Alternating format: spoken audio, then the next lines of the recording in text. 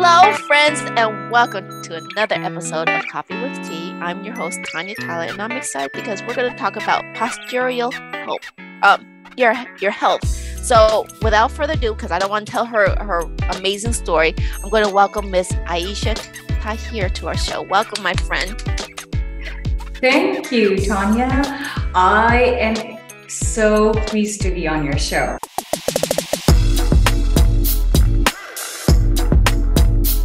I am a human movement specialist for busy desk-bound professionals.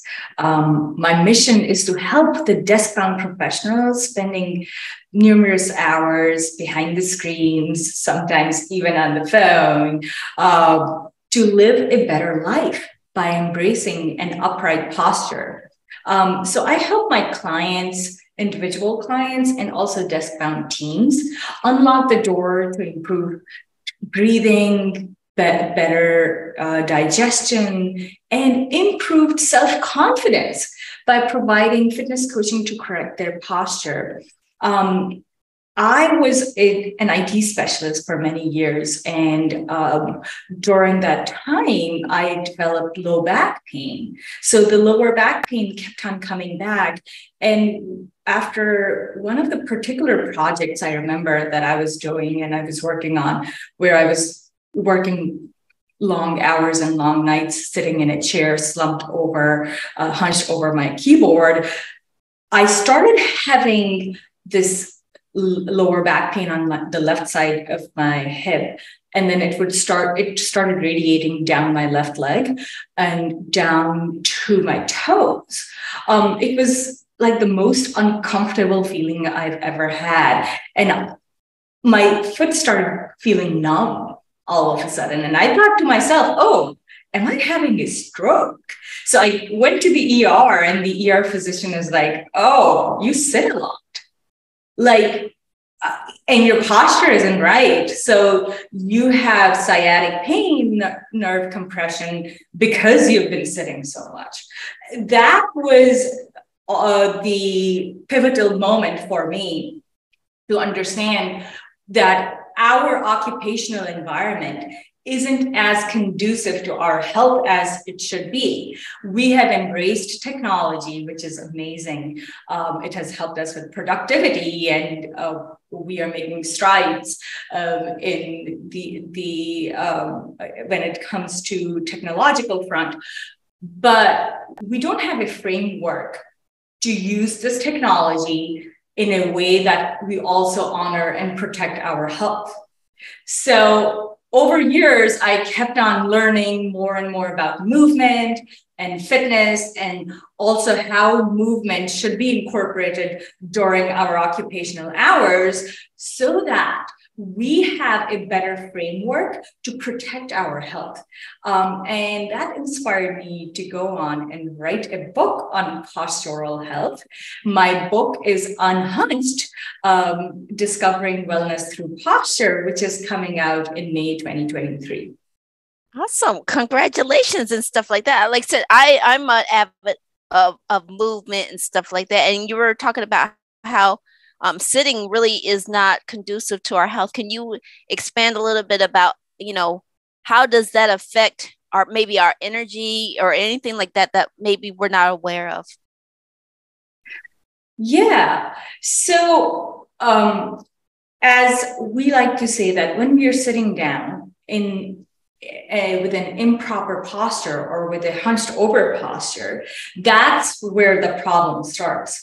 And what happens inside our body is that certain muscles in our body start working overtime because we are assuming this position when we are sitting down. And then the opposing group of the muscles, they start becoming weaker while we are working in that hunched over seated posture. So what's happening is that that's creating an irregular stress pattern in our body. So you have this work stress that you are working on a project. There's a deadline. There are so many emails that you have to reply to. Maybe an unpleasant email came from someone, right? All those things that we go through on a daily basis. Now, on top of it, we also are subjecting our body to this postural stress. And if you think about it, I know you are a confident stride coach. So when we are hunched over, when we have our chin down to our chest, gaze down on the computer screen, we know that this is the position people assume when they're trying to protect their heart, when they're trying to protect their internal organs, because we are not feeling safe in that moment. So our posture, if we were to practice an upright posture, which is directly related to movement, moving more often, because when we are not sitting all the time, we will move, we will use different muscle groups. So there is no postural stress being created in certain muscle groups that are going to work harder than the others. So we are going to make sure that our whole body, every muscle group is working together, right? So that's one way that the postural stress really translates into us having low self-esteem. And then the second is just the basic posture of like sitting down like this. It brings it changes our mindset. So scientists have found that when you have an upright posture, it's easy for you to think of positive thoughts. Whereas when you have a slumped posture, a closed posture, it's easy to think of all the negative things that are going around you. Oh, I love it. I love it. And I like to let our listeners know like some of the concepts we talked about. And we were talking about, your book is called Unhunched. And I was sharing with you that I have my daughter, and my mom used to do things. And we were mentioning that when you see them, they're hunched over. So we always want to say, stop hunching your back. And you were talking about how we don't pay attention to that and how our moms were kind of right with that. So can you share a little bit more about how maybe that was right and how we need to be more intentional or more thoughtful about the way we hold our bodies? Can you talk a little bit more about that? Share that. Yeah, exactly. Of course. Your mom was right. I say this to all my clients, and it's part of my workshops too. I'm like, yeah, your grandmom and your mom was exactly right when she was talking about, okay, stand up straight. Like, what are you doing? Why are you slouching? And you might be surprised to learn this, but posture correction programs were part of American education system in the early 1900s.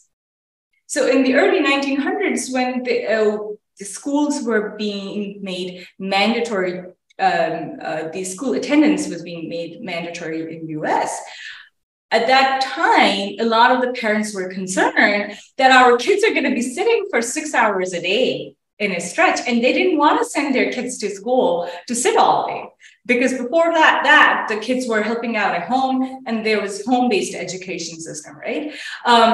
So the government and the school system, they came together and they're like, no, we're going to provide posture education to your kids. And they would actually put the book on top of the kids' head and make them walk. They had adjustable desks back then in the schools, and they had adjustable seats. So the chairs were designed in a way that they would fit the kids' height.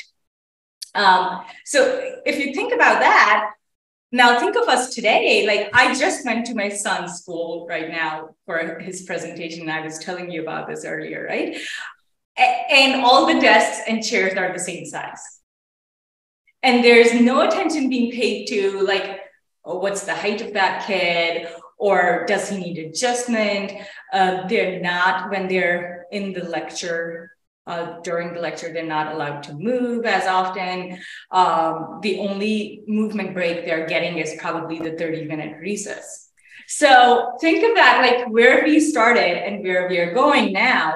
And this is part of my book. I explain it even further in the book. So yes, your parents were right. And this postural education was a big part of our school systems. And hopefully it would come back. And they used to monitor how the kids were doing during the school year as far as the posture was concerned. So one of the reasons why posture is so important for kids and adults alike is because it increases the blood circulation in your body. So with an upright posture, especially when you're standing straight, you are going to have better blood circulation towards your brain, and then, of course, down to the legs too. So our calf muscles are our second heart in the body. And when we sit for too long, especially if you're sitting again in this slumped position, first we are closing up our lungs, we are closing up our heart, right? So that impacts our blood circulation to these organs. And then the calf muscles become deactivated after 30 minutes of sitting down straight. So 30 minutes of sitting can deactivate your circulation by up to 80%. So yeah, so then the blood doesn't go efficiently well back up to your heart. But if you're standing, taking movement breaks, and especially if you're standing straight, which means that you're aligning all your muscles and your skeletal system, with opening your heart and also your lungs so that they work efficiently. Well, now we're talking a better circulation system, which involves circulating the blood to your brain right here. And what we have found as scientists is that when we have an upright posture, an open, expansive posture, we are able to focus better. We have better cognitive ability to work. So that's why it's so important. And your mom was onto something.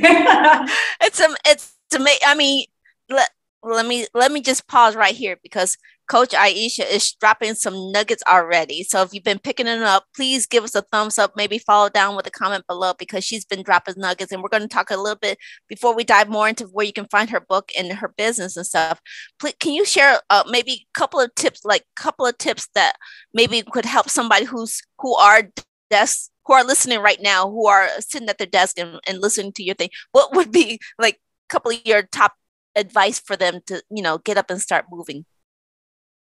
Yeah, so that's a great question, because I like to leave the audience with some take-home tips that they can apply right away. So one of the things I would suggest for a desk-bound professional would be to invest in an attachment on top of the desk, which is adjustable. So that would help you stand up. So if you don't have an adjustable standing desk, definitely go for an attachment. You don't have to buy the whole desk.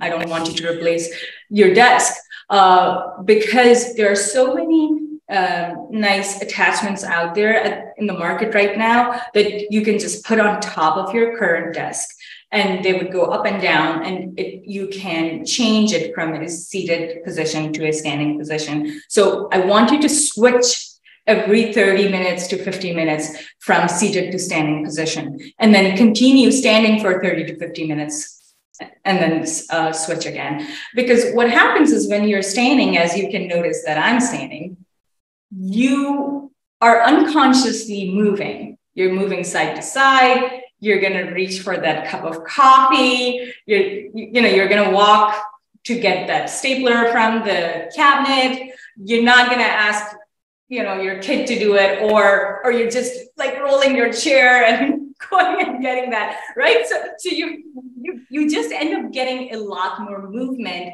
And we know that research shows us that we have more circulation in our body we have more blood circulation, when we are standing up. And then we fidget. We tend to fidget more often if we are standing up. It also prevents us to really slouch a lot when you're standing, because it's kind of harder to slouch and hunch over if you are in a standing position versus when you're seated, right? So that would be my first tip for anyone. Second tip is to adjust your monitor, which has a lot to do with how we slump and slouch. Because if your monitor is not at your eye level, right, or just slightly, I want to say like an inch or two lower is okay, but I would rather have it, just eye level, and it should be around like 20 inches away from your eyes so that you are looking a little bit farther ahead.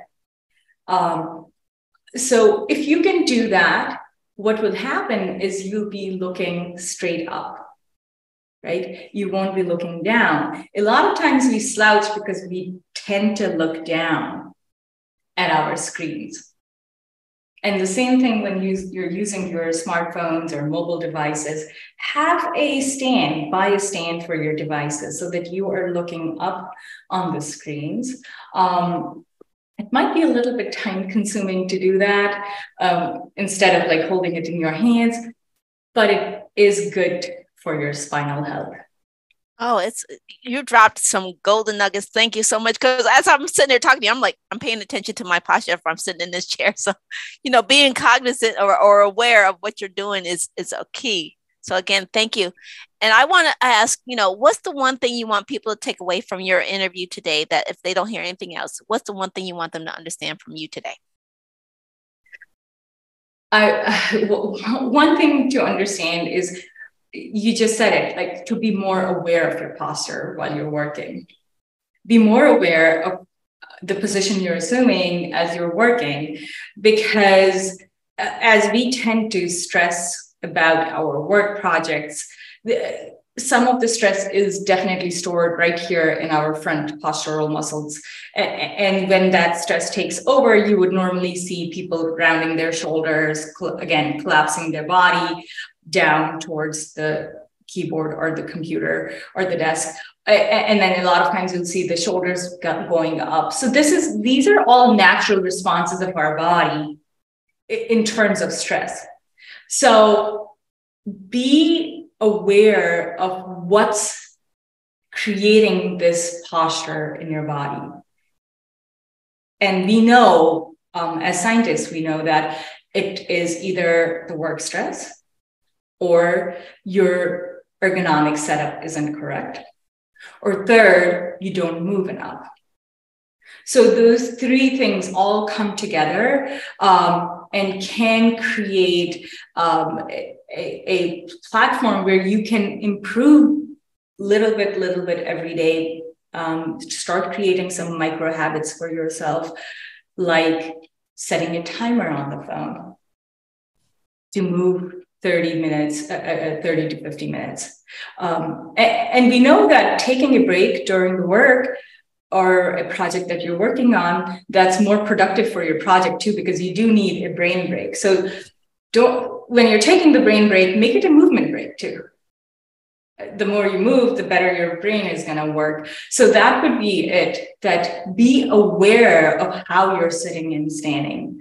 And set a timer on your computer or your phone to just check your posture. And also that could be your